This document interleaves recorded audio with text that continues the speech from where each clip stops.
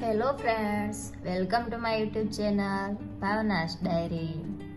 આજનો આપણો વિષય છે માળામાં 108 મણકા હોય છે, તેનું શું કારણ? સામાન્ય વ્યક્તિ માટે અનુકૂળ સંજોગોમાં હૃદય દર મિનિટે 75 વખત લેખે દિવસભરમાં 1,08,000 વખત ધબકે છે.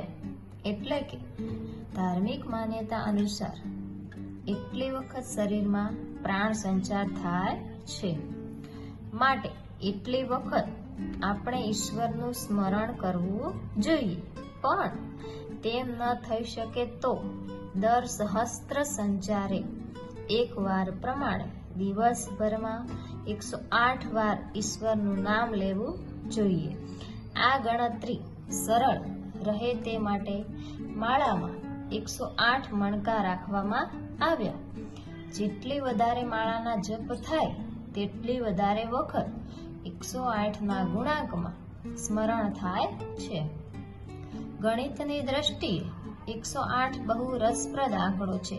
જેમ કે તે 9નો ગુણાંક છે, 9 વડે ભાજ્ય છે.